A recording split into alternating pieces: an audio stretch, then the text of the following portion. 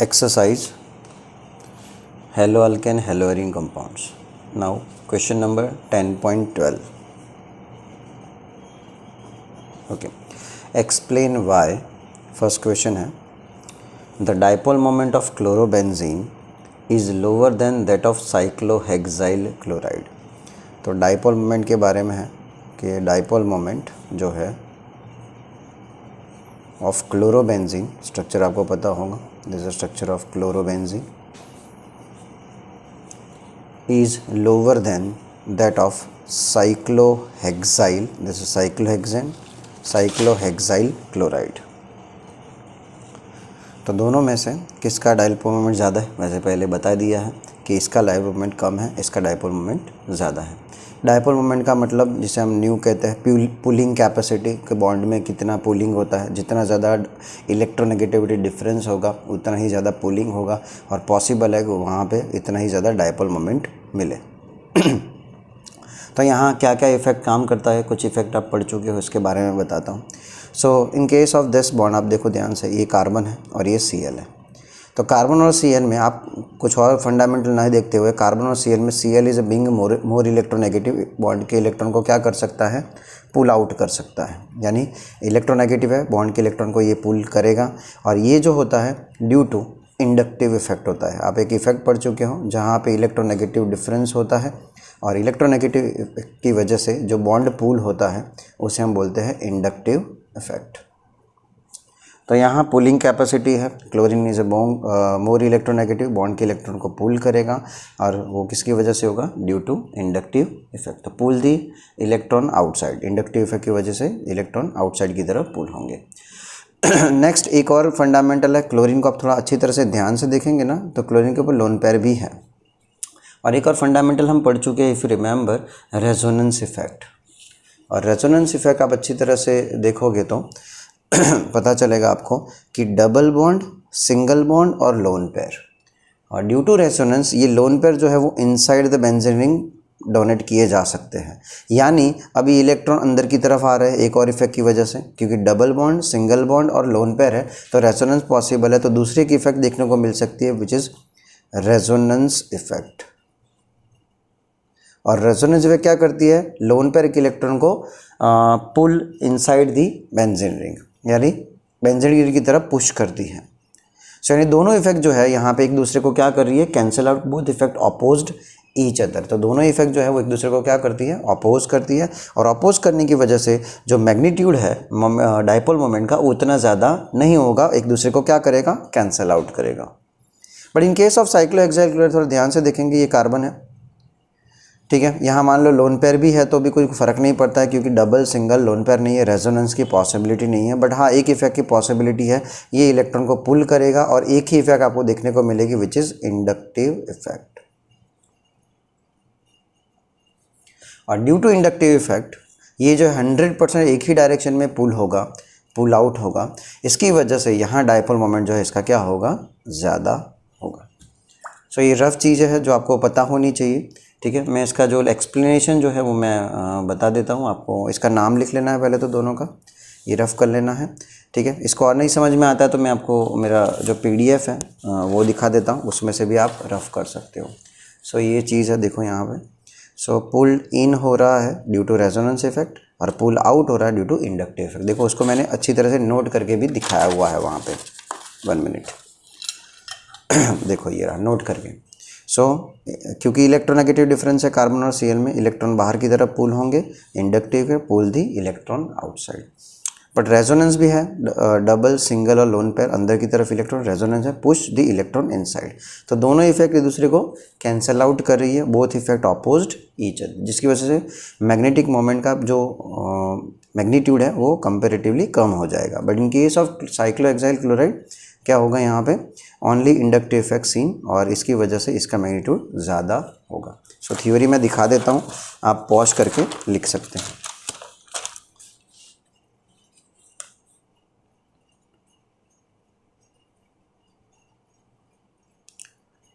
Okay, now next question पे चलते हैं. नेक्स्ट क्वेश्चन जो है नंबर 2, सिंपल क्वेश्चन है. Alkyl halide through polar, alkyl halide जो है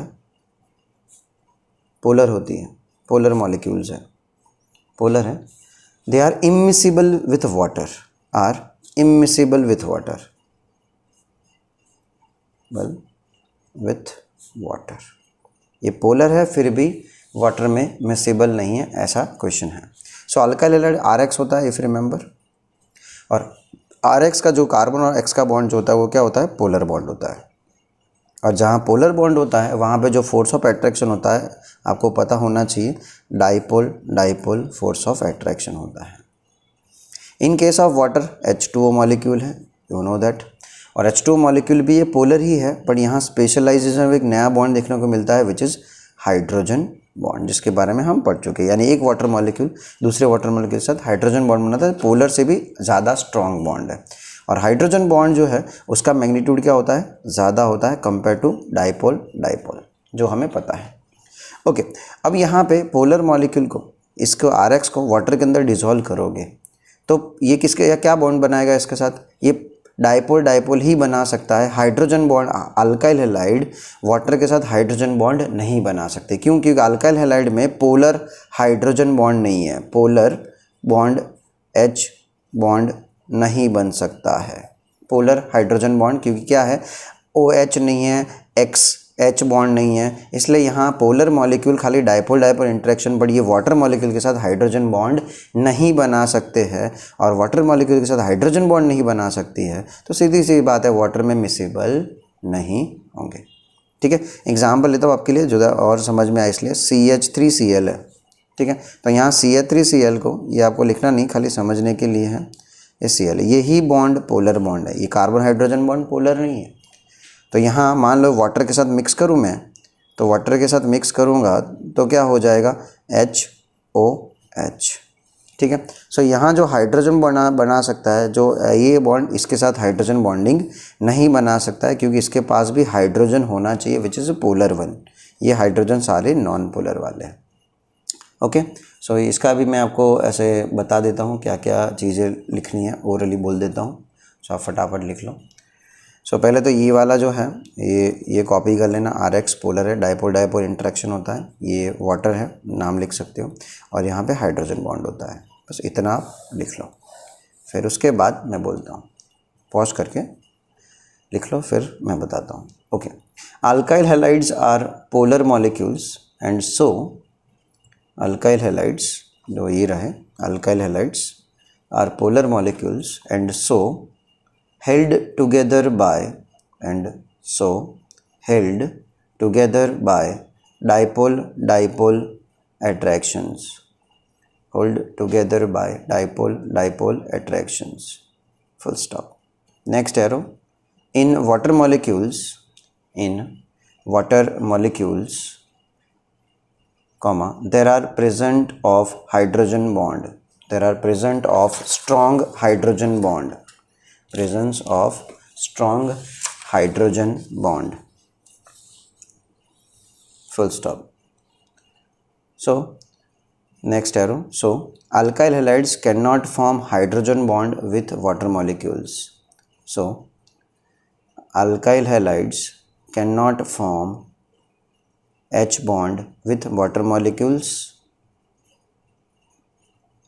and also water molecules, and also cannot break H bonds, and cannot break H bonds between the water molecules, and cannot break H bonds between the water molecules. Therefore they are immiscible with water, therefore they are immiscible with water, immiscible with water. Okay, so now number 3, Grignard reagent should be prepared under anhydrous conditions. तो Grignard reagent होता है,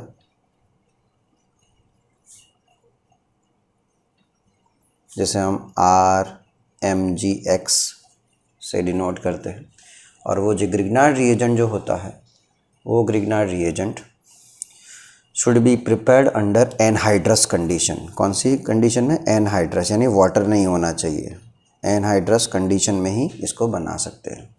क्या होता है, मान लो Grignard reason बनाना है और वो वाटर वाली कंडीशन होगी तो क्या होगा, ग्रिग्नार्ड रीजन रहेगा ही नहीं, वो डायरेक्ट अल्केन में कन्वर्ट हो जाएगा। सो मान लो ये ग्रिग्नार्ड रिएजेंट है, आपने बनाया, पर उसके अंदर मान लो मॉइस्चर रह गया, तो मॉइस्चर के साथ रिएक्शन कर देता है। इफ़ यू रिमेंबर, ये आर है यानी कि कार्बन है, और कार्बन और मैग्नीशियम का बॉन्ड एक पोलर बॉन्ड है, और कार्बन और मैग्नीशियम में कार्बन एक पी ब्लॉक का एलिमेंट है, मैग्नीशियम एस ब्लॉक का एलिमेंट है, तो कार्बन इज़ मोर इलेक्ट्रोनेगेटिव, ये डेल्टा होगा और मैग्नीशियम प्लस होगा। ओके, H2 में 2 आयन होते हैं, if remember H plus and OH minus, तो R माइनस H को ले लेगा वाटर से डायरेक्ट ही और अल्केन बना देगा। क्या बना देगा? अल्केन बना देगा। बाकी मिक्स कर लो, MgXOH लिख दो, कोई प्रॉब्लम नहीं है। ओके, सो यहाँ एनहाइड्रस कंडीशन में ही आप करोगे तो ही RMgX की तरह रहेगा, अदरवाइज ये वाटर के साथ रिएक्शन करके अल्केन बना देगा, यानी कोई यूज़ में नहीं रहेगा, दूसरा प्रोडक्ट बना देगा। सो मैं लिखवा देता हूँ, क्या दिखाई देता हूँ यहाँ पे, कॉपी कर लो ये वाला पोर्शन। वैसे मैं PDF भी शेयर करने वाला हूँ, तो आपको जो भी कन्वीनियंट लगे उस हिसाब से आप कर सकते हो। पॉज करके लिख लो।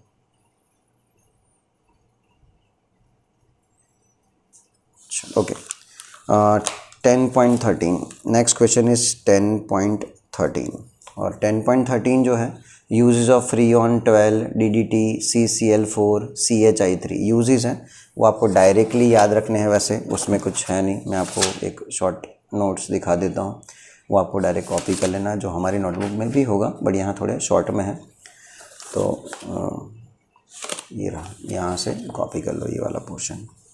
Use of freon aerosol propellant में यूज़ होता है, ठीक है, रेफ्रिजरेशन में, एयर कंडीशन में यूज़ होता है, DDT इंसेक्टिसाइड्स होता है जो हम यूज़ नहीं करते आजकल, effective tool against malaria DDT जो पहले हुआ करता था, अभी हम यूज़ नहीं करते हैं क्योंकि ये डेंजरस है। CCl4 रेफ्रिजरेंट में यूज़ होता है, प्रोपेलेंट ऑफ एरोसॉल। क्लोरोफ्लोरोकार्बन जो है वो बनाने के लिए यूज़ होता है, इसको अंडरलाइन करके MCQ के लिए टिक मार्क कर देना।